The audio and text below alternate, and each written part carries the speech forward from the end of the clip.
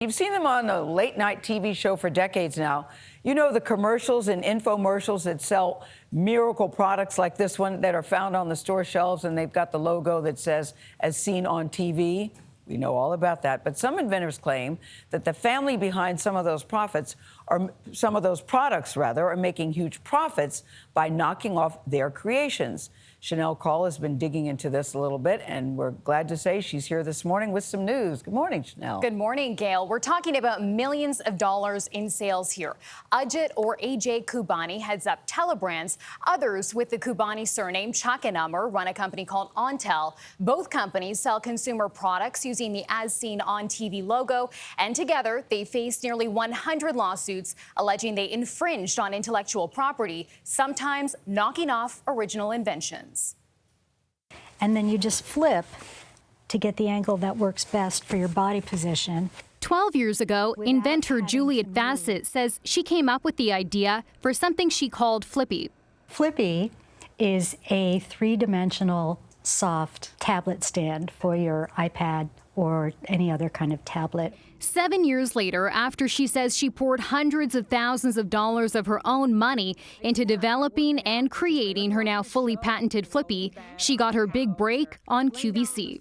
Let me update you now that we brought over 15,000 of these for our show this morning.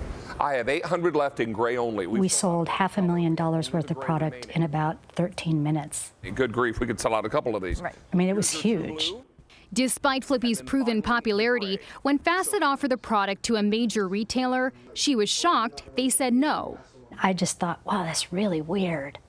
So that was in January, and then in February, a girlfriend called me from LA and said, hey, there's a Flippy ripoff on late night cable. When you need to get comfortable, you need Pillow Pad 360. Soon, that Flippy lookalike was on store shelves across the country, packaged with the logo As Seen on TV.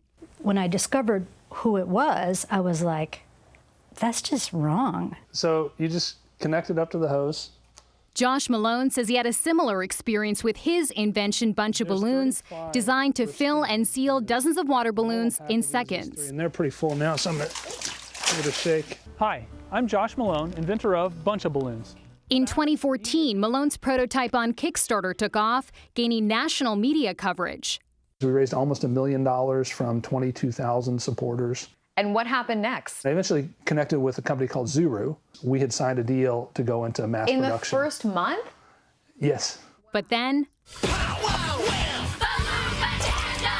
just a few months after Kickstarter, a friend of my wife said, I saw a knockoff of your bunch of balloons on TV. Balloon Bonanza, the new way to fill and seal mountains of water balloons freaky fast. And I found out who's behind this, a company called Telebrands. They're the As Seen on TV company. Balloon Bonanza got a jump on the market before Bunch of Balloons had even gone into production. How did they beat you to it? They actually were surreptitiously monitoring Kickstarter. And so, unbeknownst to me, I actually shipped one of my first editions of Bunch of Balloons to a Telebrands representative. And they immediately turned around, sent it to their factories in China and said, give us 1 million of these in blue.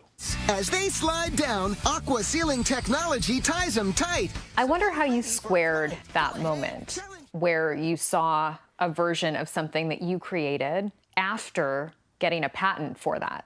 The patent was in process at the time. I believed in the laws of the United States, and I really thought a patent would protect you. But as a practical matter, multi-billion-dollar, trillion-dollar now corporations just don't care. Because Malone had partnered with a major distributor, they together had the time and the millions of dollars it took to litigate. After a 4.5-year legal battle, a judge agreed that Telebrands was not only liable, but willful in infringing, doubling a jury's award.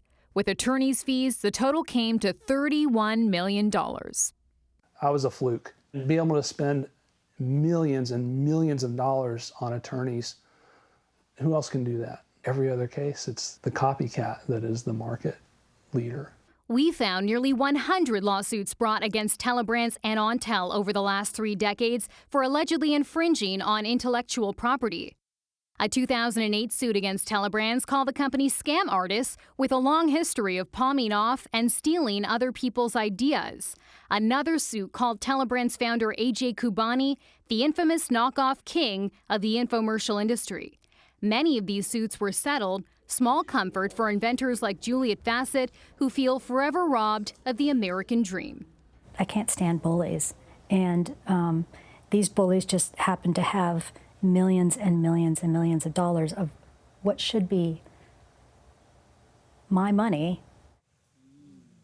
And we reached out to the Coubanis and Ontel, but were unable to get an on-the-record response. In a statement through an attorney, Telebrands says it respects intellectual property rights and is committed to addressing any claims of infringement. It also says it conducts its own due diligence before launching any of its products. I can see why people are upset and a lot of money involved here. Certainly. Absolutely. And I think it's important to note as well that IP infringement is actually not a crime in the United States. So the only recourse people like Josh, like Juliet have is to litigate on a civil level. And as we know, that can be terribly costly and terribly lengthy. So, you know, something that Josh said that really stood out to me was there's almost no point in having a patent if you can't defend it. Unbelievable. Well, thanks for digging into this one for us, Shanelle. Thank you.